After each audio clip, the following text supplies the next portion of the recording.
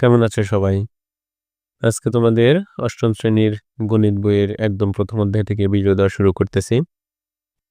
তো দেখো আমার কাছে একটি পুরাতন বই রয়েছে। যদি এটি পুরাতন হলেও কিন্তু এই বইটা কিন্তু তোমাদেরকে পড়ানো হবে, বুঝতে পেরেছো? তো কবে বই পাবো? আমরা যেহেতু এখনো সবাই বই পাইনি, তো কবে বই পাবো সে অপেক্ষায় যদি তোমরা বসে থাকো যে বই পাওয়ার পরে পড়াশোনা করব, এটা কিন্তু বুদ্ধিমানের কাজ হবে না। যারা বুদ্ধিমান স্টুডেন্ট তারা কিন্তু এই বইগুলা সংগ্রহ করে কিন্তু পড়াশোনা শুরু করে দিবে। কেননা দেখা গেল যে বই পেতে, পেতে তোমার প্রায় ৩-৪ টা বা দেখা যাচ্ছে বইয়ের অর্ধেক পড়াশোনা শেষ হয়ে যাবে। তো দেখা যাবে যে ক্লাসে অন্যান্য স্টুডেন্ট কেবল বই পেলো, তারা পড়াশোনা শুরু করলো, তোমার অলরেডি অর্ধেক বইটা পড়া শেষ। এটা কিন্তু তোমার জন্য অনেকটা উপকারী হবে এবং দেখা যাচ্ছে ক্লাসে কেউ পড়া পারছে না, তুমি পারছো। এটা কিন্তু অনেক মজার একটা বিষয়। তো তোমাদের প্রথম অধ্যায় রয়েছে প্যাটার্ন নামের একটা অধ্যায়। এই অধ্যায়ের প্রথমে দেখো ৪ পেজ কিছু বেসিক আলোচনা করা হয়েছে এই প্যাটার্ন অধ্যায় সম্পর্কিত। তারপরে এখানে অনুশীলনী প্রশ্ন শুরু করা হয়েছে। তো দেখো এখান থেকে বহু নির্বাচনী প্রশ্ন এগুলাকে বলা হয়, অর্থাৎ আমরা আগে বলতাম নৈর্ব্যক্তিক বা টেক্সটাইল এগুলা। এই বহু নির্বাচনী প্রশ্ন রয়েছে। তারপরে এখানে এসে ৯ নম্বরে রয়েছে একটা ব্রড প্রশ্ন, ১০, ১১ এই ৩টা ব্রড প্রশ্ন বা অনুচ্ছেদের প্রশ্ন রয়েছে। একটা বিষয় এখানে একটু ক্লিয়ার করে রাখি, সেটা হলো এই ভিডিওতে দেখানো যে পুরাতন গণিত বই আর তোমাদের এইবারের ২০২৫ সালের যে নতুন গণিত বই, এই ২ টা বই কিন্তু মূলত একই। এদের মধ্যে তেমন কিন্তু কোনো পার্থক্য নেই। শুধুমাত্র এক জায়গাতে একটু পার্থক্য দেখলাম, সেটা হলো তোমাদের এই প্রথম অধ্যায়ে ৮ নম্বর প্রশ্নের পরে নতুন ২ টা অঙ্ক যোগ করেছে। অর্থাৎ বাকি সব অঙ্কগুলা বা অধ্যায়ের কথাগুলো সবগুলা অক্ষরে, অক্ষরে সব একই। শুধুমাত্র ৮ এর পরে ৯ এবং ১০ নম্বরে ২ টা নতুন অঙ্ক যোগ করেছে। এই যে দেখো স্ক্রিনে যদি লক্ষ্য করো, এটা হলো নতুন বইয়ের পৃষ্ঠা। এখানে দেখো ৮ এর আগ পর্যন্ত সব ঠিকঠাক। ৮ এর পরে ৯ এবং ১০ এ ২ টা নতুন অঙ্ক যোগ করেছে। বুঝতে পেরেছো? তো এটা নিয়ে দুশ্চিন্তার কিছু নেই। এই যে নতুন ২ টা অঙ্ক যোগ করেছে, এটাও আমি এর পরের ভিডিওতে অঙ্ক ২ টা করে দিব। আর সবথেকে বড় কথা হলো এই ভিডিও যে পুরোটা দেখবে, সেই নতুন ২ টা অঙ্ক এমনিই পারবে। বুঝতে পেরেছো? কথা বিশ্বাস না হলে ভিডিওটা শেষে মিলিয়ে নিও যে এই ২ টা অঙ্ক তোমরা এমনিই পারবে। চলো তাহলে আমরা আমাদের ভিডিওতে আবার ফিরে যাই। এখন বিষয়টা হলো তোমরা কি এক্সপেক্ট করছো বা এই ভিডিও থেকে? আমি কি তোমাদেরকে এই প্রশ্ন ৩ টা বড় প্রশ্নগুলা কি সলভ করে দিব শুধুমাত্র, নাকি আর কিছু পড়াবো বা অন্য কিছু বোঝাবো? তো দেখো এখানে তোমাকে বুঝতে হবে যে তোমার জন্য লাভজনক কোনটা বা তোমাদের যে এইবারে যে পরীক্ষা পদ্ধতি তার জন্য তোমাকে কিভাবে পড়তে হবে। বুঝতে পেরেছো? তো তোমরা হয়তোবা অনেকে জানো বা অনেকে জানো না যে তোমাদের কি শুধুমাত্র কিন্তু এই বড় প্রশ্নগুলো পরীক্ষায় আসবে না। তার সঙ্গে কিন্তু এই পাশে যে বহু নির্বাচনী প্রশ্নগুলা বা নৈর্ব্যক্তিক প্রশ্নগুলা এইগুলা কিন্তু তোমাদের আসবে। অর্থাৎ একটা অঙ্ক থাকবে, সেখানে ৪ টা অপশন থাকবে, যেটা সঠিক উত্তর সেটা তোমাকে বাছাই করে নিতে হবে। তো এই বড় প্রশ্নের পাশাপাশি এগুলাও কিন্তু পড়তে হবে। এখন তাহলে কি আমি এখান থেকে যেগুলা অ্যান্সার হবে সেই অ্যান্সার গুলা কি তোমাদেরকে বলে দিয়ে তারপরে কি ৩ টা প্রশ্ন সলভ করব? এটাতে তোমরা অনেক স্টুডেন্টই খুশি হয়ে যাবে যে, "হ্যাঁ স্যার এটাই করেন।" তাহলে অল্প সময়ে আমার কি হলো, সবগুলো অঙ্ক সলভ হয়ে গেল। কিন্তু এখন ২-১ টা কথা বলে রাখি যে তোমাদের যে পরীক্ষা পদ্ধতি যেটা বললাম সৃজনশীল, সেখানে কিন্তু এমন বাধ্যবাধকতা নেই যে তোমাদের বইয়ে যে কয়টা প্রশ্ন আছে শুধুমাত্র এখান থেকে প্রশ্ন দিবে। বুঝতে পেরেছি? এবং 99% সম্ভাবনাই থেকে যায় যে বইয়ে যেটা আছে সেটাই দিবে না, ওদের নিজের মতন করে দিবে। তাহলে তুমি যদি এই কয়েকটা প্রশ্নের সমাধান নিয়েই যদি সন্তুষ্ট থাকো, তাহলে দেখা যাবে যে পরীক্ষাতে এইগুলা প্রশ্ন কোনটাই দিল না, ওদের নিজের মতন করে তৈরি করে দিল প্রশ্ন। তখন তুমি বসে থেকে কলম কামড়ানো ছাড়া আর কোনো উপায় থাকবে না। তাহলে এই সমস্যাটার সমাধান কি? অর্থাৎ কিভাবে পড়াশোনা করলে ভালো হয়? অবশ্যই তোমাদেরকে এই যেকোনো অধ্যায়ের অনুশীলনী প্রশ্ন শুরু হওয়ার আগে অবশ্যই অধ্যায়ের যে কথাগুলা থাকে এইগুলা কিন্তু পড়তেই হবে। বুঝতে পেরেছো? আমার পড়ানোর ধরনটা কিন্তু একটু আলাদা। আমি শুধুমাত্র অনুশীলনী প্রশ্ন সলভ করব তা কিন্তু না। তোমাদের আজকে শুরু করেছি ভিডিওটা ১ম ক্লাস। আমি সম্পূর্ণ বইয়েরই ভিডিও করব এবং আমি যেটা বললাম আমার পড়ানোর ধরন শুধুমাত্র এই অনুশীলনী প্রশ্ন সলভ করে না। এই প্রশ্নগুলো সলভ করার জন্যে বা এই প্রশ্নের অঙ্কগুলা ভালো করে বোঝার জন্যে কোন, কোন জায়গা থেকে বেসিকটা একটু, একটু করে দেখা উচিত, সেই জায়গাগুলো আমি দেখাবো। প্রত্যেকটা লাইন যে হুবহু করে পড়াবো তা না। কিন্তু যেই জায়গাগুলো তোমার পড়া উচিত সেটা আমি ভালো করেই জানি। সেই জায়গাগুলো সমাধান করে তারপরে কিন্তু আমি অঙ্কের অনুশীলনের অঙ্কগুলো সলভ করে দিব। আমি যে অনুশীলনী অঙ্ক করাবো না তাও কিন্তু না। তাহলে বিষয়টা কি দাঁড়ালো? আমি বেসিকে কিছু আলোচনা করব, প্লাস তারপরে আমি অনুশীলনী অঙ্ক সলভ করে দেব। এতে করে তোমাদেরই উপকার হবে। তোমাদের হয়তোবা মনে হতে পারে স্যার অনেক, অনেক কথা বলছে অঙ্কে সলভ করে দেওয়ার দিয়ে। কিন্তু বুদ্ধিমান স্টুডেন্টরা এটা এভাবে ভাববে না। তারা এতক্ষণ অলরেডি বুঝে গেছে যে আমি আসলে কিভাবে পড়াতে চাচ্ছি। আমার কথা বুঝতে পেরেছো? তো দেখো আমি ২-১ টা জায়গা দেখালে তোমরাই নিজে, নিজে বুঝে যাবে যে অধ্যায়ের কথাগুলো পড়া বা এই বেসিক গুলা ভালো করে পড়াটা তোমাদের জন্য কতটা গুরুত্বপূর্ণ। একটু ভালো করে লক্ষ্য করার চেষ্টা করো। এই যে এই ৭ নম্বর পৃষ্ঠায় এখানে আছে কি সংখ্যা নিয়ে খেলা। ৩ টা লাইন আছে। 3টা লাইনে 3টা সুন্দর থিওরি বা সুন্দর গেমের মতো একটা জিনিস তোমাদেরকে এখানে দেখানো হয়েছে। এই জিনিসগুলো একটু দেখে আমি প্রথমত ২ নম্বরটা একটু দেখানোর চেষ্টা করি। আমি কিন্তু বেসিক পড়ার উপকারিতাটা বোঝাচ্ছি যে এগুলা পড়লে তোমাদের আসলে কি লাভ হতে পারে।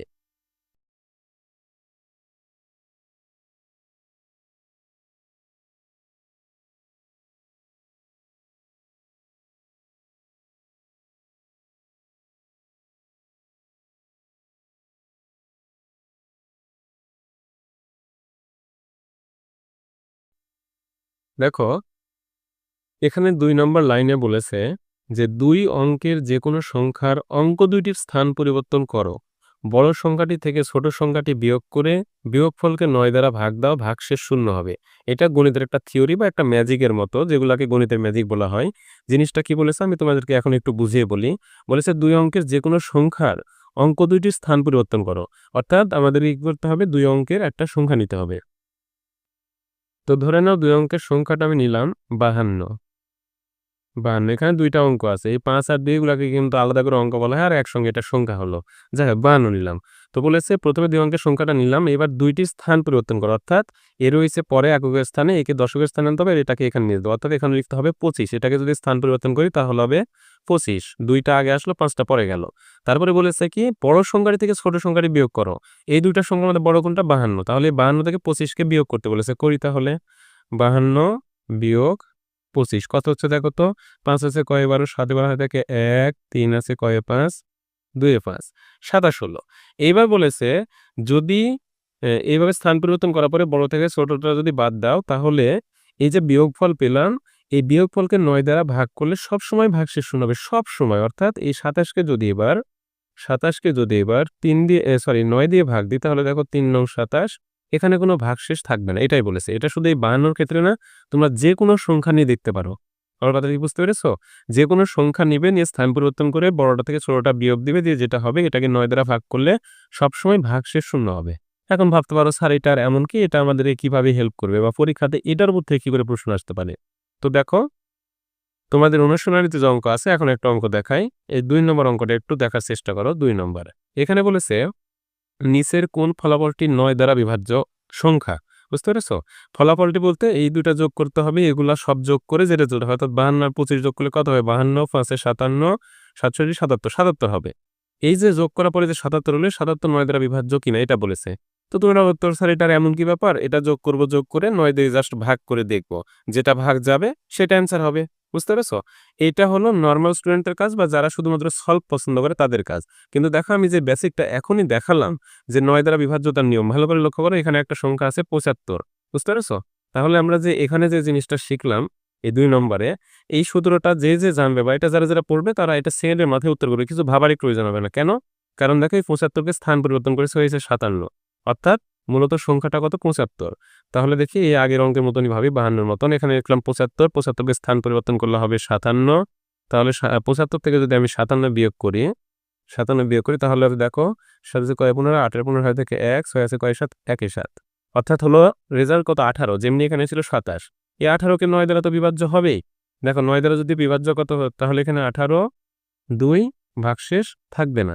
বিভাজ্য বলতে এটাই বোঝাইছে যেটাকে ভাগ করার পরে কোনো ভাগশেষ থাকবে না। তো এই অঙ্ক করে দেখার প্রয়োজন নেই। অর্থাৎ যারা এপারের এই যে ২ নম্বরে যে বেসিকটা পড়েছে তাদের এই কোনো অঙ্ক করে দেখার প্রয়োজন হবে না। ওরা দেখেই বুঝতে পারবে যে এটা ২ ডিজিটের সংখ্যা, এরা স্থান পরিবর্তন করেছে। মানে এটার যে বিয়োগফলটা দাঁড়াবে সেটা অবশ্যই ৯ দ্বারা বিভাজ্য হবে। কারণ ৯ দ্বারা ভাগ করলে এটাই কোনো ভাগশেষ থাকবে না। যেটাই আমাদের দিয়ে বেসিকে শেখানো হলো। এটাই হলো এই অধ্যায়ের কতগুলো পড়ার এবং বেসিক শেখার গুরুত্ব। তাহলে তোমার ধরে নাও যেসব স্টুডেন্ট ওই বেসিকটা পড়বে না বা জানবে না তারা কিন্তু সবগুলা যোগ করে দেখবে, এটা যোগ করবে হবে না, শিওর হবে না। এটা যোগ করবে সেটাও হবে না, এটা যোগ করবে সেটাও হবে না, এটা বিয়োগ করে তারপরে হবে। তাহলে বলো এই ৪টা ম্যাথ করতে কত সময় লাগবে? তোমার মিনিমাম ২ মিনিট লাগবে। আর যারা বেসিকটা জানবে তারা কিন্তু দেখেই বুঝতে পারবে যে হ্যাঁ এটা অ্যান্সার। তো আরেকটা যদি উদাহরণ দিই, দেখো এখানে বলেছে প্রথম ৩টি বিজোড় স্বাভাবিক সংখ্যার যোগফল একটি পূর্ণবর্গ সংখ্যা, বিজোড় সংখ্যা, মৌলিক সংখ্যা। অ্যান্সার যেকোনোটা হতে পারে, অর্থাৎ ১, ২ দুটোই হতে পারে, ১ আর ৩ হতে পারে, ২, ৩ হতে পারে। এখন কোন ২টা অ্যান্সার নাকি সবগুলাই? এখানে কিন্তু অপশন এভাবে দিয়েছে। এখন আমি তোমাকে খুব সহজে বলতে পারতাম যে এটা জাস্ট একটা অ্যান্সার, কি বললাম যে ১ ও ২ এটা অ্যান্সার হবে। বলে আমি চলে গেলাম। তাহলে কি আমার কষ্টটা কম হতো না? আমি তোমাকে অ্যান্সার বলে দিলাম। তুমিও খুশি, আমিও খুশি। কারণ আমার কষ্ট কম হলো এইজন্য আমি খুশি এবং তোমারও কষ্ট কম হলো কেন? কারণ তোমার আমার অনেক বক শুনতে হলো না। এই অধ্যায়ের কথাগুলো পড়াতে যেগুলো কথাগুলো বলল ওগুলো শুনতে হলো না। এটাই কিন্তু অনেক স্টুডেন্ট মনে করবে। কিন্তু আমার বিশ্বাস যারা তোমরা সিরিয়াস স্টুডেন্ট, যারা বুদ্ধিমান তারা এটাকে কখনোই বিরক্ত মনে করবে না বেসিক পড়াটাকে। তো লাস্ট অফ অল যেটা বলছি বেসিক কিন্তু তোমাকে পড়তেই হবে। তাহলে এবার চলো আর কথা না বাড়িয়ে আমাদের বেসিকের যেখানে পড়া উচিত সেই জায়গাগুলো তোমাদেরকে দেখাবো। তারপরে আমি এই অনুশীলনের সবগুলো অঙ্ক সলভ করে দিব। আমি কিন্তু এই মানে অনুশীলনের কোনো অঙ্ক সলভ না করে দেওয়া পারব না। কিন্তু জাস্ট আগে বেসিকটা পড়িয়ে তারপরে সলভ করে দিব। তো দেখো তোমাদের ১ম এ প্যাটার্ন, আমি জাস্ট প্যাটার্নের একটু সংজ্ঞাটা দিয়ে দিচ্ছি। এই পৃষ্ঠাতে তেমন ইম্পোর্টেন্ট কিছুই নেই। কিন্তু প্যাটার্ন জিনিসটা কি সেটা একটু জানার চেষ্টা করি। বুঝতে পেরেছো? প্যাটার্ন বলতে আমি এখানে একটা দেখো সংজ্ঞা লিখেছি। তোমরা ক্লিয়ারলি দেখতে পাচ্ছ মেবি। ওকে। এখানে একটা সংজ্ঞা লিখেছি প্যাটার্নকে। আমি একটু জাস্ট বোঝানোর চেষ্টা করি সংজ্ঞাটা। প্যাটার্ন বলতে বোঝায় এমন কোনো ক্রম বা বিন্যাস যেখানে একটি নিয়ম বা সূত্র অনুসরণ করা হয়। অর্থাৎ প্যাটার্ন জিনিসটা এমন যে জিনিসটা তুমি দেখলে মনে হবে যে হ্যাঁ, এর মধ্যে একটা শৃঙ্খলা রয়েছে যে কোনো একটা নির্দিষ্ট ধারায় এটা পরিবর্তন হচ্ছে বা বাড়তেছে। এটাই জাস্ট কিন্তু প্যাটার্ন। বুঝতে পেরেছো? মানে এলোমেলো না। অবশ্যই তার মধ্যে একটা সিকোয়েন্স থাকবে, একটা সূত্র থাকবে বা তুমি বুঝতে পারবে যে হ্যাঁ, এটা একটা নির্দিষ্ট ধারা মেইনটেইন করে পরবর্তী সংখ্যা হচ্ছে বা কোনো কিছু সাজানো হয়েছে এটা। এলোমেলো না, জাস্ট একটা গোছালো জিনিস। এটাই কিন্তু প্যাটার্ন। এখানে ২ টা ছবি দিয়েছে, সংখ্যা দিয়েছে। এখানে তেমন কিছু বোঝার নেই। এখানে যা বুঝিয়েছে দেখবে যে অনেক সময় যেগুলা শহরের রাস্তা সেগুলোর পাশ দিয়ে টাইলস বসানো থাকে। সেগুলাতে একটা নির্দিষ্ট প্যাটার্নে সাজানো থাকে। এখানে যদি এ এ এই এই ধরে নাও এই ২ টা টাইলস এইভাবে দিয়েছে। আবার এই ২ টা টাইলস যদি এইভাবে দিত, তাহলে কিন্তু এইটা মূলত এই প্যাটার্নের সঙ্গে মিলত না। দেখো ২ টা টাইলস এইভাবে দেওয়া আছে, আবার ২ টা এইভাবে, আবার ২ টা এইভাবে, আবার ২ টা এভাবে। এই যে একটা নির্দিষ্ট সূত্রে আগাচ্ছে। এটা চিত্রের প্যাটার্ন গেল। আর যদি সংখ্যার কথা ভাবো তাহলে দেখো এই সংখ্যা দিয়ে প্যাটার্ন বোঝাটা আরো বেশি সহজ। জাস্ট এটা আগে তোমাকে একটু বোঝাই যে এখানে দেখো কি করেছে। এখানে ১ম এ আছে ১, তারপরে আছে ৫, তারপরে ৬, তারপরে ১১, তারপরে ১৭, তারপরে ২৮। জাস্ট তোমাকে একটু বোঝানোর চেষ্টা করি যে এটা আসলে তাহলে কোন প্যাটার্নের মধ্যে পড়লো। এখানে কি কোনো নির্দিষ্ট কোনো সূত্র ফলো করছে? হ্যাঁ, করছে। দেখো ১ম এ আছে ১, তারপরে ৫, তারপরে ৬। এই তোমাকে সংখ্যাগুলা দেখে গেস করতে হবে যে এখানে আসলে কোন থিওরিটা এখানে এপ্লাই করা হয়েছে বা কোন প্যাটার্ন এখানে থিওরি এপ্লাই করা হয়েছে। দেখো তুমি যদি পরপর ২ টা সংখ্যা যোগ করো তাহলে পরের সংখ্যাটা পেয়ে যাবে। অর্থাৎ এই সংখ্যার যোগফল হবে এই ২ টা, এই সংখ্যার যোগফল হবে এই ২ টা, এই সংখ্যার যোগফল হবে এই ২ টা। অর্থাৎ ১ আর ৫ এ যোগ করলে হয় ৬, তাই ৬ বসেছে। ৬ আর ৫ এ ১১, ১১ আর ৬ ১৭, ১৭ আর ১১ আবার ২৮। তোমাকে তাহলে অঙ্কটা দিবে কি করে? তোমাকে বলবে এগুলা কোনো ব্যাখ্যা দেওয়া থাকবে না। দেখো আমি যেটা বলেছি এটা কিন্তু নিচে এভাবে দেওয়া আছে, বোঝানো আছে। তোমাকে অঙ্কে দেওয়া থাকবে এইভাবে। এখানে জাস্ট বলবে যে এর পরবর্তী সংখ্যা কত হবে? ১, ৫, ৬, ১১, ১৭, ২৮ দিয়ে বলবে এর পরবর্তী সংখ্যা নির্ণয় করো বা এর পরবর্তী সংখ্যা কত হবে? তখন তোমাকে দেখে বুঝতে হবে যেখানে এই ১ম ২ টা যোগ করে পরেরটা হয়েছে, তারপরের ২ টা আবার যোগ করবে, তারপরেরটা হয়েছে এভাবে। এবং তোমাকে কিন্তু নির্দিষ্ট সারফাস কিন্তু দেওয়া থাকবে। এমন না যে ১ম এ ১ লিখে বলবে পরের সংখ্যা কত? তাহলে তুমি প্যাটার্ন এর মধ্যে থেকে আবিষ্কারই করতে পারবে না। তুমি যেন প্যাটার্ন আবিষ্কার করতে পারো যে কোন প্যাটার্ন ফলো করেছে, তার জন্য অবশ্যই কয়েকটা সংখ্যা তোমাকে দিয়ে রাখবে। এবং সেটা দেখে বুঝতে হবে যে আসলে কোন প্যাটার্নে এটা বাড়তেছে। তাহলে দেখো, তাহলে অবশ্যই ২৮ এর পরে কত হবে? ২৮ আর ১৭ যোগ করলে যেটা হবে সেটা হবে তারপরের সংখ্যা। ২৮ আর ১৭ যোগ করলে কত হয়? ২৮, ৭, ৩৫, ১০, ৪৫, ৪৫ এই যে নিচে যেটা দিয়ে রেখেছে। অর্থাৎ এই ২ টা যোগ করলে হবে ৪৫, যেটা এখানে বসবে। এখানে কিন্তু এই জিনিসটাই বোঝানো হয়েছে। এই যে ১ আর ৫ এ যোগ করলে ৬, ৬ বসেছে এখানে, ৫ আর ৬ ১১, ১১ বসেছে এখানে এইটা। তো এটা একটা প্যাটার্ন। এখানে কি প্যাটার্ন বোঝানো হয়েছে? আমি কিন্তু অলরেডি তোমাকে বেসিক পড়ানো শুরু করে দিয়েছি। বুঝতে পেরেছো? যে এখানে দেখো এখানে আরেকটা প্যাটার্ন দেওয়া হয়েছে যে ১ম এ ১, তারপরে ৪, তারপরে ৯, তারপরে ১৬, তারপরে ২৫। তাহলে এখানে তো এর নিচের প্যাটার্নের মতন না। তোমার তাহলে এবার মনে প্রশ্ন আসবে, স্যার আপনি আগে যেটা পড়ালেন এখানে তো সেটা না। তাহলে এখানে কোন প্যাটার্ন ফলো করেছে একটু দেখার চেষ্টা করি। ১ম এ আছে ১, তারপরে ৪ হিসেবে আগে যে প্যাটার্ন শিখলাম এখানে ৫ হওয়ার কথা ছিল, এই ৪ এর আগে যোগ করলে কিন্তু হয়নি। আচ্ছা, তাহলে প্যাটার্ন আসলে আবিষ্কার করা যায় কি করে? সাধারণত প্যাটার্ন কোন প্যাটার্ন ফলো করেছে এটা বোঝার উপায় হলো মূলত এই ২৫ থেকে ১৬ বাদ দিবা, ১৬ থেকে ৯ বাদ দিবা। অর্থাৎ শেষের দিক থেকে বাদ দিয়ে দেখবে যে তুমি একটা সূত্র পেয়ে যাচ্ছ বা তুমি বুঝতে পারছো যে হ্যাঁ, এইটা হবে। যদি তুমি ২৫ থেকে ১৬ বাদ দাও তাহলে কত হয় দেখো তো? ২৫ থেকে ১৬ বাদ দিলে ৯, তারপরে এটা থেকে আবার এটা বাদ দিলে হবে ৭, এটা থেকে এটা বাদ দিলে ৫, এইটা থেকে এটা বাদ দিলে হবে ৩। নরমালি এভাবে ট্রাই করবে, শেষের দিক থেকে বাদ দিয়ে দেখবে। বুঝতে পেরেছো? তাহলে একটা তুমি সিকোয়েন্স দেখতে পাবে। দেখো ৩, ৫, ৭, ৯ ভালো করে বুঝো। অর্থাৎ এবারে ১ম থেকে ভালো করে এটা ক্লিয়ার করে বোঝাচ্ছি দেখো। ১ এর সাথে ৪ অর্থাৎ ১ থেকে ৩ বৃদ্ধি পেয়েছে ৪, ৪ এর সাথে ৫ যোগ করে হয়েছে ৯, ৯ এর সাথে ৭ যোগ করে হয়েছে ১৬। অর্থাৎ ১ম এ ৩ যোগ হলো, তারপরে ৫ যোগ হলো, তারপরে ৭ যোগ হলো, তারপরে ৯ যোগ হলো, তারপরে অবশ্যই ১১ যোগ হবে। অর্থাৎ তোমাকে এই জিনিসটা আগে আবিষ্কার করতে হবে। আর এটা আবিষ্কার করবে কি করে? বাদ দিয়ে। এটা লিখার পরে যখন দেখবে 25 থেকে এটা বাদ দিলে 9, এটা থেকে এটা বাদ দিলে 7, তারপরে দেখবে যে প্রথমে 3 বেড়েছে, তারপরে এখান থেকে এখানে 5 বেড়েছে, এখান থেকে এখানে 7 বেড়েছে, এখান থেকে এখানে 9 বেড়েছে, তার মানে পরে অবশ্যই 11 বাড়বে। অর্থাৎ 25 সাথে 11 যোগ করলে হবে কত? 36। অর্থাৎ এখানে হবে 36 সংখ্যাটি। আমার কথাটা বুঝতে পেরেছ? এটা 2টা প্যাটার্নে সলভ গেল। আবার যেটা প্রথম এখানে দেওয়া আছে এখানেও দেখো এই প্যাটার্নটা কিন্তু একদম সহজ আছে। 3 থেকে 10 এখানে ওই যে যেটা বললাম বিয়োগ করে দেখতে হবে। শেষের দিক থেকে বিয়োগ করবে। এটা থেকে এটা 7, এটা থেকে এটা 7, এটা থেকে 7। তার মানে কি? প্রতিবারই 7 করে বৃদ্ধি প্রাপ্ত হয়েছে। তার মানে তোমাকে এখানে 7 যোগ করতে হবে। দেখো 3 এর সাথে 10, 10 এর সাথে 17, 17 এর সাথে 24, 24 সাথে 31, 31 আর 7 যোগ করলে হবে 38। বুঝতে পেরেছো? তাহলে এখানে হবে 38। এখন তোমার পরীক্ষায় শুধুমাত্র যে বলবে এখান থেকে যে এর পরের সংখ্যাটি নির্ণয় করো তা কিন্তু না। এখানে কিন্তু এটাও বলতে পারে যে 1, 2, 3, 4, 5 বলল 6তম না 7তম পদ লিখো। তার মানে কি তোমাকে এই সংখ্যাটা আবিষ্কার করতে হবে, তার পরেরটা আবিষ্কার করতে হবে। অর্থাৎ এখানে দেখো প্রথমে আছে 3, এখানে প্রথমে আছে 3, তারপরে হয়েছে 10, তারপরে হয়েছে আবার 7 যোগ করে 17, তারপরে হয়েছে 24, তারপরে হয়েছে 31। এবারে ডট ডট দিয়ে বলল যেখানে কত 1, 2, 3, 4, 5 এরপরে যেটা হবে সেটা ষষ্ঠতম পদ, তারপরে হবে সপ্তম পদ। তোমাকে বললো সপ্তম পদটি আইডেন্টিফাই করো বা সপ্তম পদ কি হবে লিখো। তখন তোমাকে দেখতে হবে 31 সাথে পরেরটা যোগ করলে হবে 7 যোগ করলে হবে 38, তারপরের সাথে আবার যদি 7 যোগ করো তাহলে হবে 45। এভাবে চাইতে পারে। এর পরেরটাও চাইতে পারে। বলতে পারে অষ্টম পদ বের করো, নবম পদ বের করো। তো সাধারণত ওইভাবে চাই না, তোমাকে এর পরেরটা বা তার এক ধাপ পরে। তো তোমাকে এটা লক্ষ্য রাখতে হবে যে আসলে কততম পদ চেয়েছে। এটা কিন্তু খুবই ইম্পর্টেন্ট জিনিস।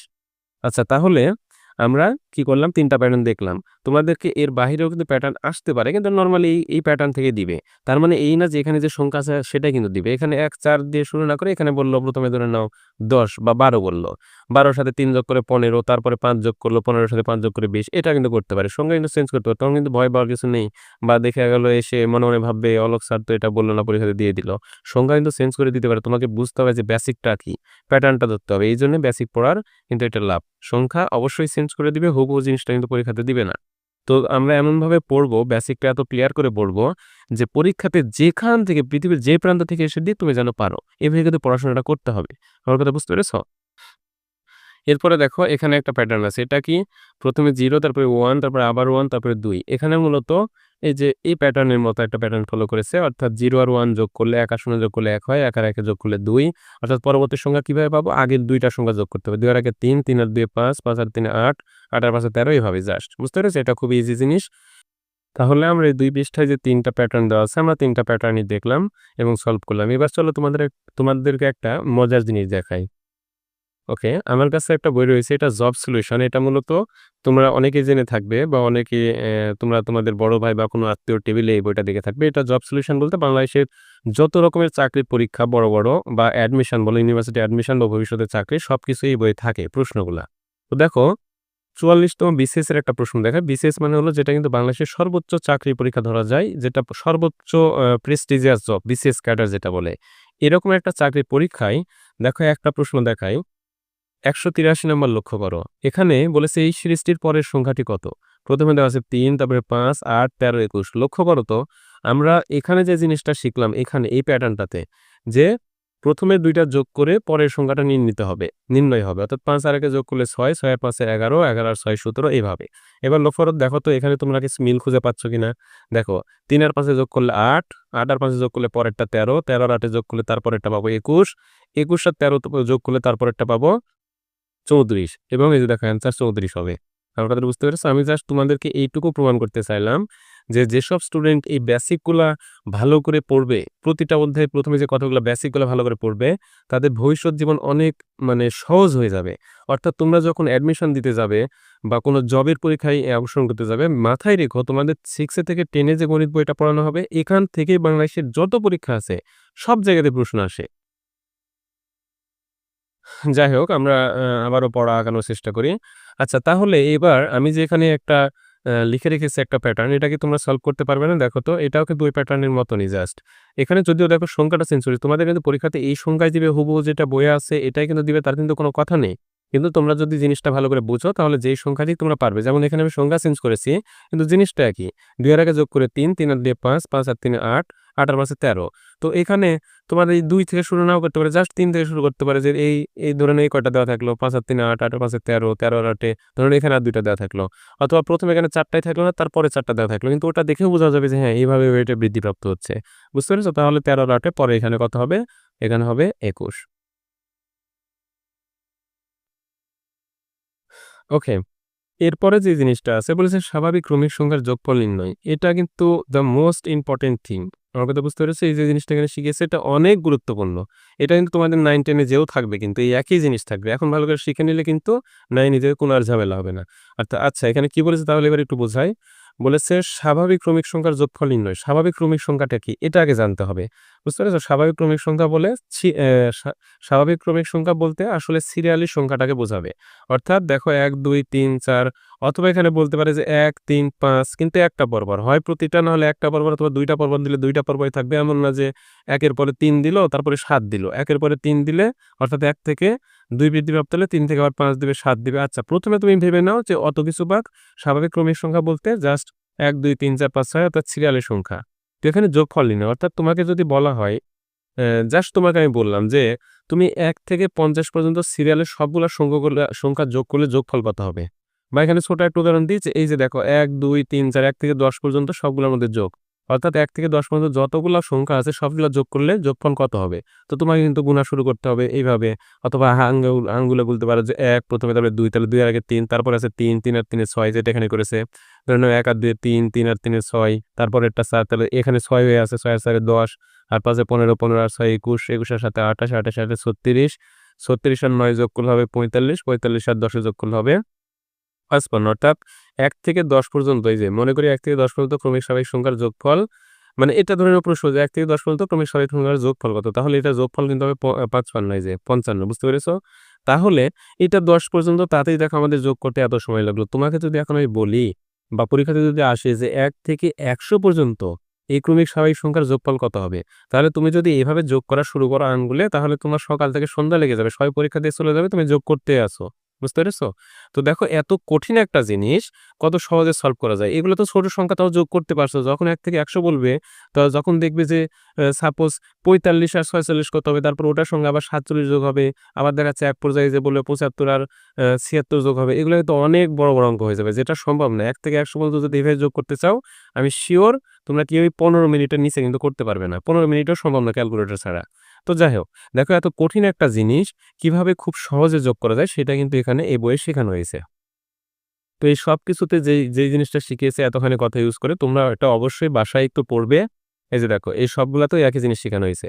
তোমরা এটা বাসায় পড়বে। কিন্তু এই সবটুকুতে যা শিখানো হয়েছে আমি তোমাকে খুব অল্প কথায় সুন্দরভাবে সেটা শিখিয়ে দিতে পারবো। তো দেখো আমি যেটা বলি জাস্ট একটু বোঝার চেষ্টা করো। বলেছে ধরে নাও ১ম আমি দিলাম যেটা আমরা একটু আগে করলাম যে ১ থেকে আমি ডট দিলাম বোঝালাম ১ থেকে ১০ বুঝতে পেরেছো? ১ থেকে ১০ এই ২, ৩ ধরে নাও এভাবে ৪ ডট ১০ এই সবকিছু এগুলোতে প্লাস দিলাম। যে এভাবে যদি যোগ করো তাহলে এটার সমান কত হবে? এটা হলো প্রশ্ন। তো এটা বের করার যে সূত্রটা তোমরা ১, ২, ৩ এগুলা সিরিয়াল একটাও যোগ করতে হবে না। তোমাকে বলেছে কি ১ থেকে ১০ পর্যন্ত তুমি খালি কি করবে? এগুলাকে দেখো। আচ্ছা আমি তুলে নি পুরোটা ১ যোগ ২ যোগ ৩ যোগ ৪ যোগ ৫ যোগ ৬ যোগ ৭ যোগ ৮ যোগ ৯ যোগ ১০ অর্থাৎ এটা সমান কত হবে এটা বের করতে বলেছে। তো আমরা এগুলা যোগ করব না। তোমরা খালি একটা কাজ করবে দেখো এগুলাকে মনে রাখবে যেগুলাকে প্রত্যেকটাকে পদ বলা হয়। অর্থাৎ প্যাটার্নের অঙ্কে এই প্রত্যেকটাকে পদ বলা হয়। বুঝতে পেরেছো? তো এটাকে বলা হবে ১ম পদ আর এটা দেখো শেষ পদ। তোমাকে ১ থেকে ১০ পর্যন্ত যোগ করতে বলেছে তাই ১ হবে ১ম আর ১০ হবে শেষ। যদি তোমাকে বলে ১ থেকে ১৫ তাহলে ১৫ হবে শেষ পদ। স্টার্টিং এ যেটা আছে সেটা ১ম পদ আর শেষেরটা শেষ পদ। একদম সিম্পল। তাহলে এই যে যোগফল এটা বের করার সূত্রটা হলো বুদ্ধিটা হলো এখানে লিখতে হবে ১ম পদ যোগ শেষ পদ।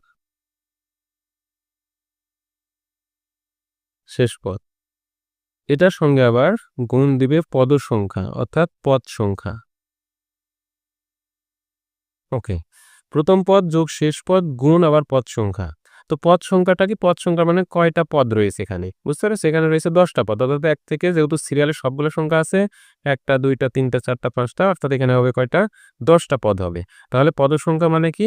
এখানে জয়টা থাকবে, যদি 1 থেকে 100 বলে তাহলে 100টা পদ হবে, একদম সিম্পল। তাহলে এখানে কোন পদ সংখ্যা? এটাকে ভাগ দিবে 2 দিয়ে। এইটুকু কাজ করলে দেখবে যে এটার যোগফল বের হয়ে গেছে।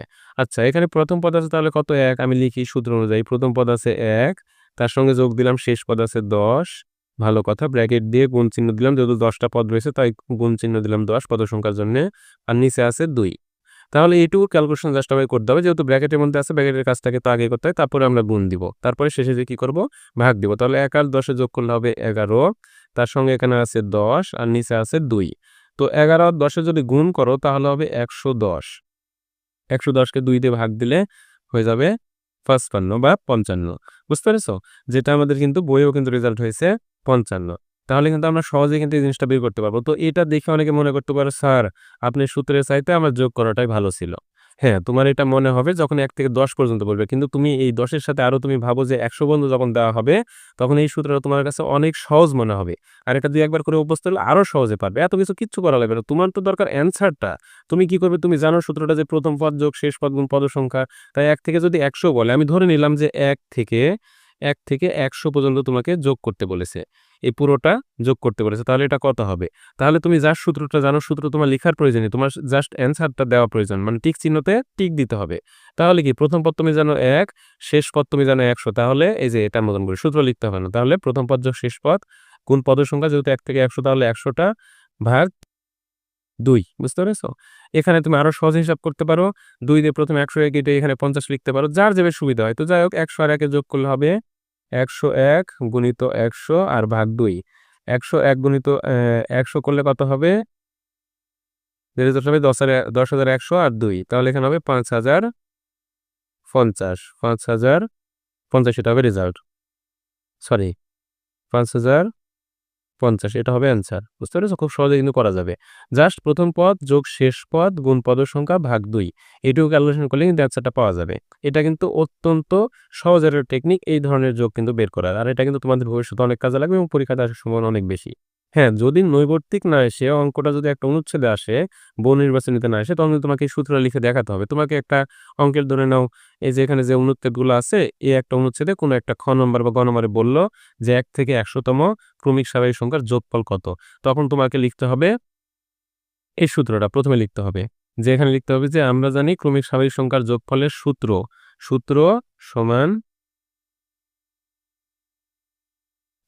সমান এটা লিখতে হবে। এখানে লিখবে আমরা জানি ক্রমিক স্বাভাবিক সংখ্যার যোগফলের সূত্র প্রথম পদ যোগ শেষ পদ গুণ পদ সংখ্যা ভাগ 2। তারপরে কি করবে? জাস্ট এই যে এইটুকু কাজ করতে হবে তোমাকে। বুঝতে পেরেছো? আর এটা কিন্তু ব্রড প্রশ্নে আসারও কিন্তু সম্ভাবনা অনেক বেশি। তো যাই হোক, তাহলে আমরা এই জিনিসটা সলভ করে ফেললাম এবং এই পর্যন্ত জাস্ট এই জিনিসটাই বুঝিয়েছে। তোমরা একটু পড়ার চেষ্টা করবে। তাহলে আমার এই কথাগুলো আরো ভালো করে বুঝতে পারবে। যদি এগুলো বুঝতে নাও পারো, আমি যেটা বললাম এইটুকু বুঝলেও কিন্তু যথেষ্ট। এটাই কিন্তু বেসিক একদম। বুঝতে পেরেছো? আমি যেটা বুঝিয়েছি প্লাস বইয়ে যেটা আছে। তো যাই হোক, এরপরে আমরা এখানে একটা বেসিক বোঝানো হয়েছে, এটা একটু বলে দিই। কারণ এই বেসিক থেকে এখানে প্রশ্ন আছে অলরেডি। আমার কথা বুঝতে পারছো? এই যে এখানে যে এই 8 নম্বর অঙ্কটা, এই 8 নম্বর অঙ্কটা কিন্তু এই বেসিক থেকে আছে। আমি তোমাদেরকে দেখিয়েও দিচ্ছি যে কোন অঙ্কটা কোন জায়গা থেকে আছে। বুঝতে পেরেছো? তো দেখো এখানে কি বলেছে, তোমাদের ভিডিওটা একটু বড় হয়ে যাচ্ছে, কিন্তু এক ভিডিওতে আমি অনেক কিছু দেওয়ার চেষ্টা করতেছি যেন তোমাদের বারবার ভিডিও চেঞ্জ করতে না হয়। এজন্য ভিডিওটা একটু বড় হচ্ছে। ধৈর্য সহকারে একটু দেখার চেষ্টা করো। হুম। ওকে। এখানে যে জিনিসটা বুঝিয়েছি সেটা হলো, ধরে নাও ১, ১ এর পরে বিজোড় সংখ্যা কত? পরের সংখ্যা ১ এর পরে কিন্তু ৩। আচ্ছা, ১ এর পরে ৩, তারপরে ৫, তারপরে ৭ এরকম। তো ধরে নাও আমি জাস্ট ১, ৩, ৫ এইটুকুই লিখলাম। যদি একটা জিনিস ভালো করে লক্ষ্য করবে যে দেখো গণিত কিন্তু ম্যাজিকের মতো। ভালো করে লক্ষ্য করো। যদি তুমি ১, ৩ আর ৫ এই ৩ টা জিনিস যোগ করো তাহলে ৩ আর ১ এ ৪ আর ৫ এ ৯। অর্থাৎ এই ৩ টা বিজোড় সংখ্যার কথা যদি চিন্তা করো তাহলে কিন্তু এর রেজাল্ট হবে ৯। অর্থাৎ ১ যোগ ৩ যোগ ৫ সমান ৯। আর এই ৯ টা কিন্তু একটা পূর্ণবর্গ সংখ্যা। জাস্ট আমার কথাটাকে শোনো, তারপরে আস্তে, আস্তে বুঝে যাবে আশা করি। অর্থাৎ যেকোনো বিজোড় সংখ্যাগুলো তুমি যোগ করো, যেই পর্যন্তই যোগ করো। তুমি ৭ পর্যন্ত যদি যোগ করো তাহলে দেখো এই পর্যন্ত হয়েছে ৯, ৯ এর সাথে যোগ করলে হলো 16 এটা থেকে হলো 16 এবং এটা একটা পূর্ণ বর্গ সংখ্যা, এটাও পূর্ণবর্গ সংখ্যা। অর্থাৎ এখানে বলেছে তুমি যদি সিরিয়ালের সবগুলা বিজোড় সংখ্যা যোগ করো তাহলে অবশ্যই একটা পূর্ণবর্গ সংখ্যা পাবে। আমাদের বুঝতে পেরেছো? এখন স্যার পূর্ণবর্গ সংখ্যাটা কি? এটা কিন্তু জানতে হবে এবং এটা নিয়েই কিন্তু প্রশ্ন আছে ৮ নম্বর এই বহির্বাচনী প্রশ্ন কিন্তু ওখানে আছে যে এটা পূর্ণবর্গ কিনা। দেখো পূর্ণবর্গ কি সেটা একটু বলে দিই। পূর্ণবর্গ অর্থাৎ এখানে যে লিখেছে 16 এই 16টা একটা পূর্ণবর্গ সংখ্যা অর্থাৎ 4 এর স্কয়ার করলে আমরা কত পাবো? 16 পাবো। অর্থাৎ বর্গ জিনিসটা কি যেকোনো একটা সংখ্যা যদি ওই সংখ্যা দিয়ে গুণ করো অর্থাৎ যদি তুমি সাপোজ ভাবো যে আমি একটা সংখ্যা নিচ্ছি 7 যদি এই 7 এর বর্গ সংখ্যা কত হবে 7 গুণ 7 করতে হবে করে হবে 49 এই 7 গুণ 7 49 এটা একটা পূর্ণবর্গ সংখ্যা অর্থাৎ দুইটা অর্থাৎ 7 এর উপর যদি স্কয়ার করা হয় তাহলে এটা হবে 49 অর্থাৎ দুইটা 7 গুণ করলে 49 এটা একটা পূর্ণবর্গ সংখ্যা। লক্ষ্য করো 9 কে আমি ভাঙতে পারি কিভাবে 3 গুণ 3 দিয়ে 3 গুণ 3 দিয়ে অর্থাৎ 3 এর স্কয়ার করলে পাবো আমি 9 এটাকে বলে পূর্ণবর্গ সংখ্যা। আমরা তো বুঝতে পারছি অর্থাৎ পূর্ণবর্গ সংখ্যা হলো সেই সংখ্যা যেই সংখ্যাকে এইভাবে দুইটা সংখ্যার গুণফল আকারে প্রকাশ করা যায় একই সংখ্যা দিয়ে এমন না যে 3 আর 4 গুণ করলে পার হবে 12টা পূর্ণবর্গ তা না কারণ 3 আর 4 এই দুইটা জিনিস এক না এটা 3 এটা 4 এমন হতে হবে যে হয় তুমি 4ই নাও দুইটা তাহলে 4 ছাড়া গুণ করলে হবে 16 এটা একটা পূর্ণবর্গ সংখ্যা। আশা করি বুঝতে পেরেছো। তো যাই হোক বেজোড় সংখ্যার এই জিনিসটা তুমি যদি 3 আর এই দুইটাও যদি যোগ করো পাবে 4 এবং 4টাতেও কিন্তু 2 আর 2 এর মানে এক কথা 2 এর কিন্তু স্কয়ার বা 2 এ 2 এ কিন্তু ভাঙা যায় 2 2 4 তাহলে এইটুকু যোগ করলে পূর্ণবর্গ এই 3টা যোগ করলে পূর্ণবর্গ এই সবগুলা যোগ করলে পূর্ণবর্গ। এটাই জাস্ট এখানে শেখানো হয়েছে চিত্রের মাধ্যমে যে প্রথমে 1 এর পরে 3 এই দুটো যোগ করলে হবে 4 আমরা তো বুঝতে পারছো যেটা হবে একটা পূর্ণবর্গ। তো যাই হোক দেখো এবার তোমাকে জাস্ট আমি একই সঙ্গে 8 নম্বরটা এখনই সলভ করে দিই দেখো কত মজা পাবে বেসিক পড়ে যদি প্রশ্ন সলভ করো কত মজা পাবে। বলেছে প্রথম 3টি বিজোড় স্বাভাবিক সংখ্যার যোগফল একটি কি? তাহলে প্রথম 3টি বিজোড় স্বাভাবিক সংখ্যা কি আমি যেটা বললাম যে 1 যোগ 3 যোগ 5 তাহলে 5 আর 3 8 আর 1 9 তাহলে এটা কি কি দেখি। এখানে বলেছে প্রথমে পূর্ণবর্গ সংখ্যা এটা হবে যেটা এখনই বুঝলাম 9 একটা পূর্ণবর্গ সংখ্যা যেটাকে 3 আর 3 এর গুণফলে লেখা যায় তাহলে এটা পূর্ণবর্গ সংখ্যা তার মানে 1 হবে। এগুলা পরে দেখবো বিজোড় সংখ্যা অবশ্যই 9 একটি বিজোড় সংখ্যা এটা তো জোড় সংখ্যা না তাহলে 1 আর 2 সঠিক। এবার দেখো 3 নম্বর সঠিক কিনা 3 নম্বরে বলেছে মৌলিক সংখ্যা। এইবার তোমাকে জানতে হবে যে 9টা মৌলিক সংখ্যা কিনা অর্থাৎ মৌলিক সংখ্যা কি সেটাও কিন্তু তোমাকে জানতে হবে। আচ্ছা অনেকেই তোমরা জানো যেহেতু তোমরা অলরেডি এইটা উঠেছো যে মৌলিক সংখ্যা কি এটা জানো তারপরে আমি তোমাদের একটু বলে দিচ্ছি। মৌলিক সংখ্যা মানে হলো সেই সব সংখ্যা যেই সংখ্যাকে ধরে নাও নরমালি 1 এবং ওই সংখ্যা ছাড়া অন্য কোনো কিছু দিয়ে ভাগ দেওয়া যায় না। অর্থাৎ যদি আমি একটা চিন্তা করি ধরে নাও যদি 17 লিখি আমি তোমরা এই 17কে 1 এবং এই সংখ্যা নিজেই 1 এবং 17 ছাড়া আর কোনো কিছু দিয়ে ভাগ করতে পারবে না এই 17কে 1 দিয়ে ভাগ করতে পারবে 17 এর মধ্যে 17 1 প্রথমে একবার গেলে 1 7 নামলো 1 7 এর মধ্যে 7 বার যাবে অর্থাৎ 17 রেজাল্ট হবে। তো এটা হতে পারে 17 বার গেল অথবা 17 দিয়ে দেখলে একবার যাবে অর্থাৎ এই দুইটা দিয়ে যাবে এ বাদে এর কোনো আর কোনো উৎপাদক নেই বা আর কোনো কিছু দিয়ে একে ভাগ করা যাবে না 2 3 4 5 কোনো কিছু দিয়ে ভাগ করা যাবে না। বুঝতে পেরেছো এইগুলো হলো মৌলিক সংখ্যা। আর যৌগিক সংখ্যা মানে কি যৌগিক সংখ্যা হলো এই 1 এবং ওই সংখ্যা ব্যতীত অন্য সংখ্যা দিয়ে ভাগ করা যাবে। যদি তুমি চিন্তা করো 6 এর কথা 6 কে তো 1 এবং 6 দিয়ে ভাগ করা যাবে কিন্তু 2 এবং 3 দিয়ে ভাগ করা যাবে 2 দিয়ে 6 কে ভাগ করা যায় 3 দিয়ে যায় কিন্তু মৌলিক সংখ্যা কিন্তু এইভাবে যায় না। তো 9 কি তাহলে একটি মৌলিক সংখ্যা এবার তোমরাই বলো তো এখানে বলেছে 3 নম্বর অপশনে যে মৌলিক সংখ্যা কিন্তু না 9 তো মৌলিক সংখ্যা না 9 কে তো ভাগ করা যাচ্ছে 9 কে তো 3 দিয়ে ভাগ করা যায় তাহলে 1 এবং 9 ছাড়াও এটা 3 দিয়ে ভাগ করা যায় যার কারণে মৌলিক সংখ্যা অ্যান্সার হবে না অ্যান্সার হবে 1 এবং 2। আর কথা বুঝতে পেরেছো? তাহলে দেখো আমি জাস্ট যদি সলভ করে দিতাম শুধু বলে দিতাম যে এটার অ্যান্সার হ্যাঁ এইটা। কিন্তু এই যে এতগুলা কথা খরচ করলাম যে পূর্ণবর্গ সংখ্যা কি মৌলিক সংখ্যা কি বিশেষ করে পূর্ণবর্গ সংখ্যা যে ধারণা এই কথাগুলো তো বলতে তো আমার সময় নষ্ট হলো আমারও তো কষ্ট হলো কিন্তু এইভাবে কষ্ট করে যদি আমি তোমাদের পড়াই এবং তোমরা যদি একটু কষ্ট করে ভিডিওগুলো দেখে পড়ো তাহলে তোমাদের অনেক লাভ হবে। ওকে, তাহলে আমরা এখন পর্যন্ত কি কি শিখলাম একটু বলি যে আমরা প্রথমে প্যাটার্ন কি সেটা সংজ্ঞা শিখেছি। তারপরে দেখো এখানে 3টা প্যাটার্ন আছে সেই 3টা প্যাটার্ন সলভ করেছি এটাও সলভ করেছি এবং প্যাটার্নগুলো কি করে কাজ করছে কি করে সলভ করতে হয় সেটা তোমাদেরকে বলেছি। তারপর আরেকটা গুরুত্বপূর্ণ জিনিস সলভ করা হয়েছে সেটা হলো স্বাভাবিক ক্রমিক সংখ্যার যোগফল কি করে নির্ণয় করতে হয়। অর্থাৎ যদি বলে যে 1 থেকে 50 এই সংখ্যাগুলোর যোগফল নির্ণয় করো সেটা কিন্তু সহজে পারবে। তারপরে 1 থেকে 100 এই জিনিসটা আমরা শিখেছি। 2টা অনেক গুরুত্বপূর্ণ জিনিস শিখেছি। তারপরে এখানে এসে আমরা কি শিখলাম আরেকটা জিনিস যে যদি বলা এরকম যে প্রথম 3টি বা প্রথম 4টি বিজোড় সংখ্যার যোগফল এটাও কিন্তু আমরা শিখে গেলাম যে সেগুলা কি হবে এবং এটা শেখার পাশাপাশি অলরেডি কিন্তু আমি কিছু প্রশ্ন সলভ করেছি সেটা কিন্তু আমি আর অনুশীলনীতে কিন্তু আলোচনা করব না কারণ কিন্তু আমি সলভ করে দিচ্ছি অর্থাৎ বেসিক পড়াচ্ছি এবং সেই বেসিক থেকে যে প্রশ্নটা যেটা আছে সেটা তখনই সলভ করেছি যেন তোমাদের ইনস্ট্যান্ট বুঝতে যেন সুবিধা হয়। যেমন এখানে এটা সলভ করেছি প্রথমে একদম সলভ করলাম যেটা এই যে এখানে ছিল 2 নম্বর থেকে এই 2 ডিজিটের সংখ্যা স্থান বদল করলে কি হয় 9 দ্বারা বিভাজ্য হবে। যেটা একটা সলভ হয়েছে তাহলে 2 নম্বরে দাগ দিয়ে রাখো যে 2 নম্বরটা সলভ হয়েছে। তারপরে এই পাশ থেকে কি সলভ করলাম? এই 8 নম্বর প্রশ্নটা কিন্তু সলভ করেছি। বুঝতে পেরেছো? এবার দেখো, এবার তোমরা 4 নম্বর প্রশ্নটা দেখার চেষ্টা করো। বলেছে ক সংখ্যক ক্রমিক স্বাভাবিক বিজোড় সংখ্যার যোগফল কত? আবারও বলছি, ক সংখ্যক ক্রমিক স্বাভাবিক বিজোড় সংখ্যার যোগফল কত? আমি যে জিনিসটা তোমাদের এখনই শিখালাম, এই যে এই 8 নম্বর অঙ্কে যেটা ছিল মূলত 8 নম্বর যে প্রথম 3টি বিজোড় সংখ্যার ওই রিলেটেডই ওই সম্পর্কিত কিন্তু অঙ্ক এটা, ওই সম্পর্কিত অঙ্ক কিন্তু এটা। একটু বোঝাই তাহলেই তোমরা বুঝে যাবে। আচ্ছা বলেছে ক সংখ্যক ক্রমিক স্বাভাবিক। ক্রমিক স্বাভাবিক মানে কি সিরিয়ালে থাকবে, ক্রমিক। বুঝতে পেরেছো? অর্থাৎ 1, 3, 5, 7, 9 এভাবে। আচ্ছা ক সংখ্যক ক্রমিক স্বাভাবিক বিজোড় সংখ্যা অর্থাৎ বিজোড় সংখ্যার ক্রম এটা। জোড় সংখ্যার ক্রম হতে পারে 2, 4, 6, 8 এটা হতে পারে। তো এটা বিজোড় সংখ্যার। বলেছে ক সংখ্যক। এইবার এই কথাটা দ্বারা কি বোঝাচ্ছে সেটা একটু দেখো। ক সংখ্যক মানে কি? এটা হতে পারে 5 মানে 5টা হতে পারে, 7টা হতে পারে, 8টা যেটাই হোক। তো এখানে যেটা বলেছে ক সংখ্যক ধরে নাও আমি এবার লিখলাম যে 1, 3, 5, 7, 9। এখানে কয়টা বিজোড় লিখেছি দেখো তো? 5টা লিখেছি। তো ক সংখ্যক মানে হতে পারে 5টা ধরে 7টা সবার ক্ষেত্রে একই হবে। তো এখানে যেটা বলেছে যে ক সংখ্যক ক্রমিক স্বাভাবিক বিজোড় সংখ্যার যোগফল কত? এইটুকুর যোগফল কত হবে? এবং অপশনগুলো এবার দেখো, অপশনগুলো কেমন বিদঘুটে। বলেছে ক সংখ্যক ক্রমিক স্বাভাবিক বিজোড় সংখ্যার যোগফল কি ক হবে, নাকি 2 ক - 1 হবে, নাকি ক এর উপরে স্কয়ার হবে, নাকি 2 ক + 1 হবে? আমি সিওর যে তোমরা এটা অনেকেই ভালো করে বুঝবে না এবং তোমাকে যদি আরো সময় দিয়ে রাখা হয় যে তুমি এটা বোঝার চেষ্টা করো, তুমি ভালো বুঝবে না। আমার কথা বুঝতে পেরেছো? আর এটা যেন সহজ করে বোঝাতে পারি এইজন্য কিন্তু ভিডিওটা নিয়ে আসা। মূলত টিচাররা এই জিনিসগুলাই তোমাদের কাছে সহজ করে উপস্থাপন করবে। তো যাই হোক এটা তোমাদের কাছে দেখে একটু বিদঘুটে লাগতে পারে কারণ এখানে কোনো সংখ্যাই নেই। শুধুমাত্র ক, কস করে এগুলো দিয়েছে। দেখো একটু তোমাদেরকে বোঝানোর চেষ্টা করি। এখানে বলেছে ক সংখ্যক। ধরে নিলাম এখানে কয়টা আছে? 1, 2, 3, 4, 5। 5টা, 5 সংখ্যক। বুঝতে পেরেছো? 5 সংখ্যক। 5টা আছে মানে 5 সংখ্যক। এটা হতে পারে আরো 2টা যোগ করলে 7টা হয়ে যাবে। ক সংখ্যক ক্রমিক স্বাভাবিক বিজোড় সংখ্যার যোগফল কত?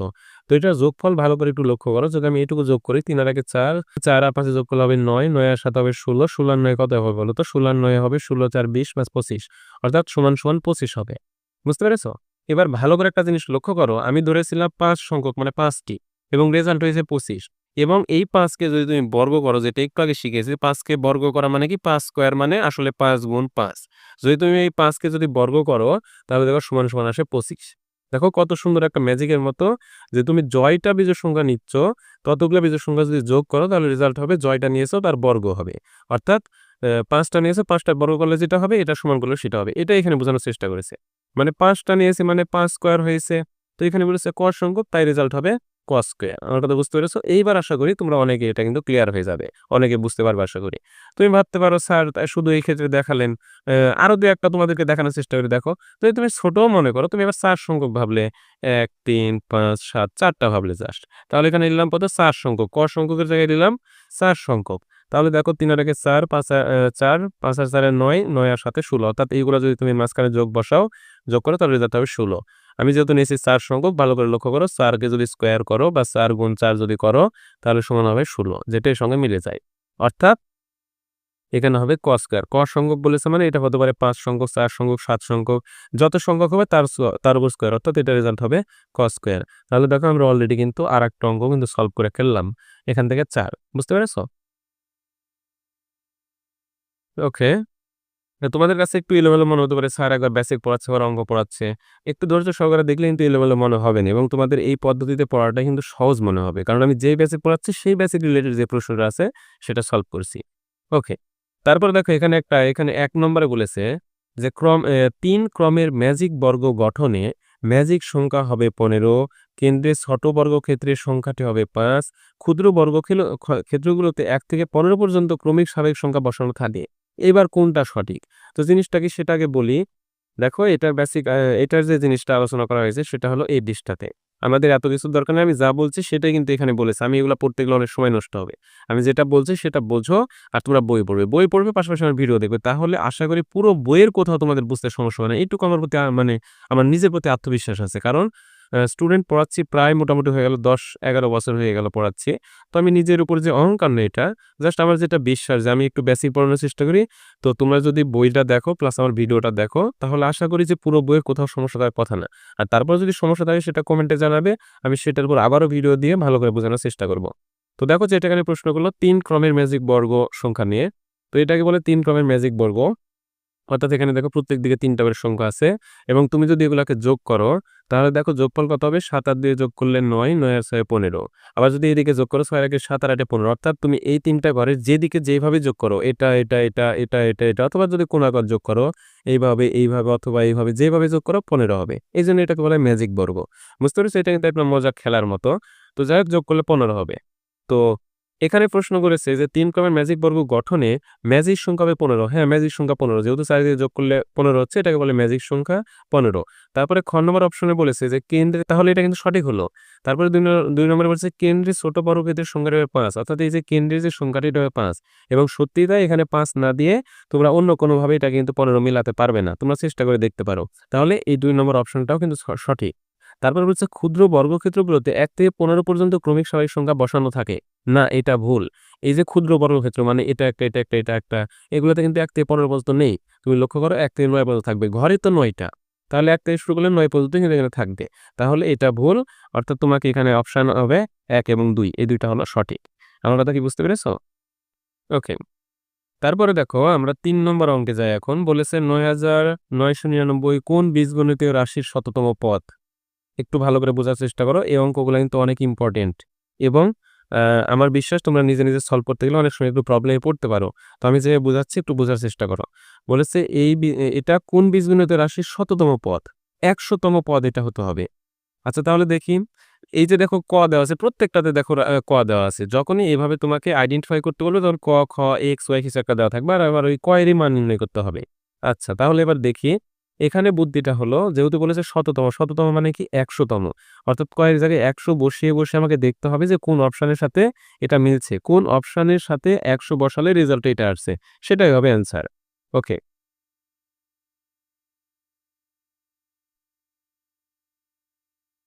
তাহলে দেখো এটা একটু সলভ করার চেষ্টা করি। তো এখানে প্রথমে এই ক নম্বর অপশন আমি বসাই। এটাকে বলে অপশন টেস্ট। বুঝতে পেরেছো? এটাকে বলা হয় অপশন টেস্ট। আচ্ছা তাহলে ক এর জায়গায় যদি বসাই দেখো ক গুলা কিন্তু প্রত্যেকের সাথে গুণ অবস্থায় আছে এই ২ টার সঙ্গে। আমরা এই ২ টাকে সলভ করি। ৯৯ ক অর্থাৎ ৯৯ গুণ ক এর মান ধরেছি আমি কত? ধরেছি কি এখানে তো বলেছে শততম তাহলে ১০০ বসাবো ১০০। তার সাথে প্লাস যোগ করতে হবে ১। এবার রেজাল্ট দেখি যে এটা আসে কিনা। তো এটা হবে না। কারণ ৯৯ আর ১০০ যদি গুণ করি তাহলে হবে ৯৯০০ বা ৯৯০০ আর তার সঙ্গে যদি ১ যোগ করি তাহলে হবে ৯৯০১ বা ৯৯০১। কিন্তু এটা এখানে নেই অপশনে। বুঝতে পেরেছো? অর্থাৎ অঙ্কে এটা নেই, মিলেনি। তাহলে প্রথমের অপশন বাদ। তারপরে আছে ৯৯ ক মাইনাস ১। ৯৯ ক তো করলে হবে কত? এই যে এটা হবে ৯৯ শ। সেখান থেকে যদি মাইনাস ১ করি তাহলে দেখি। তাহলে ৯৯ শ তার সঙ্গে যদি মাইনাস ১ করি তাহলে ১ আছে কয় ১০, ৯ ১০ হয় থেকে ১ আছে কয় ১০, ৯ ১০ হয় থেকে ১। তাহলে এখানে হবে ৮, এখানে হবে ৯। ৯,৮৯৯ এটাও কিন্তু অপশন এই প্রশ্নের সাথে কিন্তু মিলেনি। তার মানে এটা অ্যান্সার হবে না। এবার এখানে বসিয়ে দেখি ক স্কয়ার অর্থাৎ ক মানে ক এর মান কত এখানে আছে? শততম পদ বলেছে তাহলে ক এর জায়গায় ১০০ বসাবো। তাহলে ১০০ তার উপর স্কয়ার করতে হবে। সেখানে আবার কি করেছে?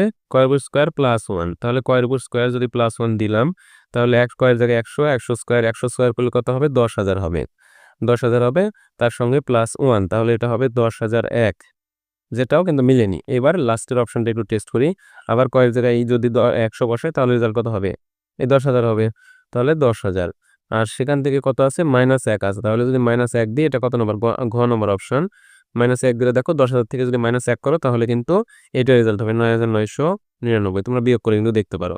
বোঝা যাচ্ছে ১০,০০০ থেকে ১ বিয়োগ করলে ৯,৯৯৯ হবে। বুঝতে পেরেছো? আচ্ছা তাহলে দেখো অ্যান্সারটা কিন্তু এটা। তাহলে আমরা সিরিয়ালে দেখো অলরেডি কিন্তু প্রশ্ন সলভ করা শুরু করেছি। ১ সলভ করেছি, ২ করেছি, ৩ করেছি, ৪ করলাম। ৪ করেছি আরকি। ৪ টা আমাদের সলভ হলো। এপাশ থেকে একটু দেখার চেষ্টা করি এবার। এপাশ থেকে ৮ যদিও সলভ করা হয়েছে আমরা এগুলো একটু সলভ করি। এখানে বলেছে ১ থেকে ১০০ এর মধ্যে কতটি সংখ্যাকে ২ টি বর্গের যোগফল আকারে প্রকাশ করা যায়? ভালো করে বুঝো। ১ থেকে ১০০ এর মধ্যে কতটি সংখ্যাকে ২ টি বর্গের যোগফল আকারে প্রকাশ করা যায়? তাহলে তুমি যদি নাই বোঝা যে ২ টি বর্গের যোগফল কি, কি বলেছে তাহলে আমি যদি খালি বলি যে ৩৫ বা ২০ তাহলে তো কিছুই বুঝলে না, শুধু মুখস্থ করলে। তারপরে যখন ১ থেকে ২০০ বলবে তখন পারবে না বা এক কথা জিনিসটা তুমি বুঝলে না। তো দেখো এই জিনিসটা কোথায় আলোচনা করেছে সেখানে যাই। এই যে দেখো এখানে আলোচনা করেছে যে সংখ্যাকে ২ টি বর্গের সমষ্টিরূপে প্রকাশ করো বা প্রকাশ। এই জিনিসটা যদি বুঝো তারপর আমরা এটা বুঝবো। দেখো কোন একটি সংখ্যাকে ২ টি বর্গের সংখ্যারূপে প্রকাশ করা বলতে কি বুঝিয়েছে একটু বলি। আচ্ছা, এখানে যেহেতু দেওয়াই আছে উদাহরণগুলো, এখান থেকে বোঝানোর চেষ্টা করি যে ২টি বর্গের সংশ্লিষ্ট প্রকাশ মানে কি? যেকোনো একটি সংখ্যাকে ২টি সংখ্যাকে ১ম এ বর্গ করতে হবে।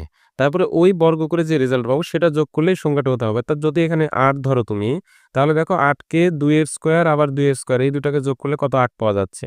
আমার কথাটা বুঝতে পেরেছো? অথবা তুমি যদি ধরো এবার ৫০ ধরলে, যদি তুমি ৫০ ধরো, এখানে ৫০ নেই। আচ্ছা যাই হোক, যদি তুমি ৫০ ধরো, দেখো এটাকেও ২ টি সংখ্যার বর্গরূপের বর্গের যোগফলে প্রকাশ করতে পারবে। অর্থাৎ এখানে তুমি ভাবলে যে আমি ১ম এ ১ কে স্কোয়ার করব প্লাস এভাবে ৭ কে স্কোয়ার করব। তাহলে ১ কে স্কোয়ার করলে কিন্তু একই থাকে। স্কোয়ার মানেই তো পাশাপাশি গুণ একই সংখ্যা। তাহলে ১ গুণ যদি ১ করি, তাহলে তো রেজাল্ট একই হবে, ১ ১ কে ১। তাহলে এখানে পেলাম ১ আর ৭ কে স্কোয়ার করলে হবে ৭ ৭ ৪৯। ৪৯ এর ১ এ যোগ করলে কত হলো? ৫০ হলো। দেখো আমি কিন্তু এটা পেয়ে গেছি। অর্থাৎ ৫০ কে আমি এই ১ আর ৭ এর বর্গের যোগফল রূপে প্রকাশ করতে পারব। বর্গের যোগফল রূপে। এরকম ১ থেকে ১০০ মধ্যে উম দেখো ৩৫ টা সংখ্যা আছে, যেখানে লিখে দেওয়া আছে যে ১ থেকে ১০০ মধ্যে এরকম ৩৫ টা সংখ্যা আছে এবং এই সবগুলো সংখ্যাকে বর্গের যোগফল রূপে প্রকাশ করা যায়। ১৩ কে করেছে কি করে? ২ আর ৩। মূলত ২ এর বর্গ করে ৩ এর বর্গ করে যোগ করলে ১৩ পাওয়া যাবে। ২ দুগুণ ৪, ৩ তিরিকে ৯। তাহলে ৯ আর ৪ যোগ করলে ১৩।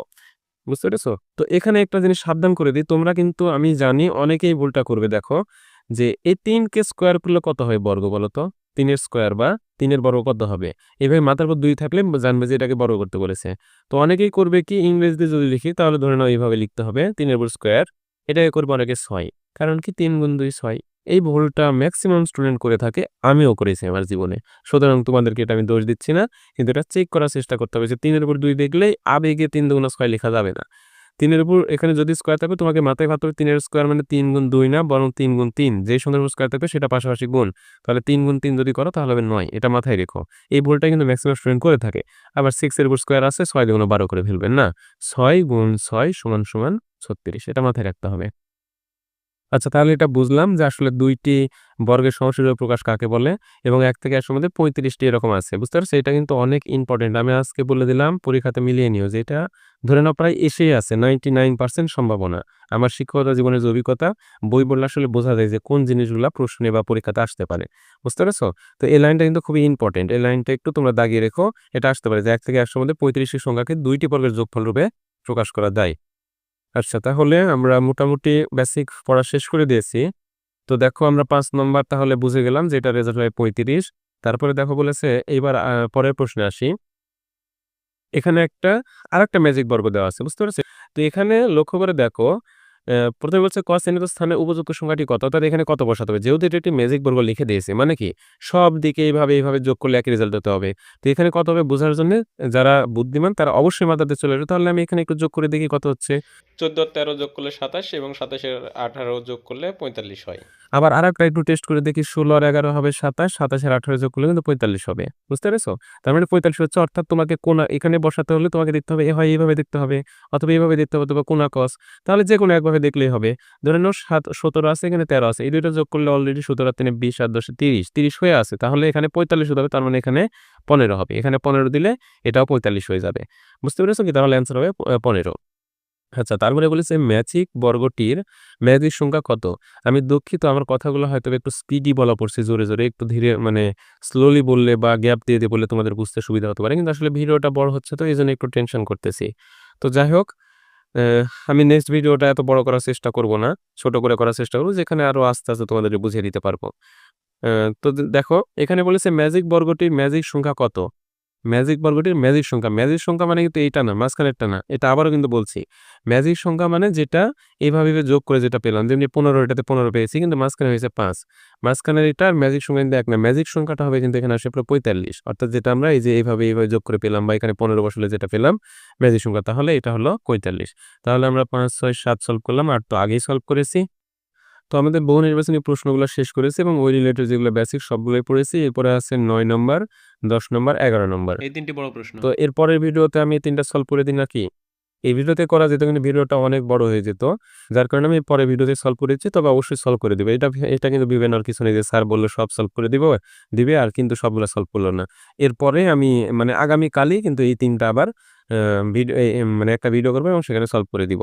আর তোমাদের এই ভিডিওটার শেষে যে আগামীকাল থেকে এই ভিডিওটার শেষে দেখবে যে এই পরের যে ৩ টা প্রশ্ন, এই ৩ টা প্রশ্নের সলভের যে ভিডিও সেটার লিঙ্ক ভিডিও আছে, ওখানে জাস্ট টাচ করলে তোমরা পরের ভিডিওতে চলে যাবে, যেখানে আমি ৩ টা প্রশ্ন সলভ করে দিব। তো ঠিক আছে, সবাই ভালো থেকো। আজকের মতো এই পর্যন্তই। বাই।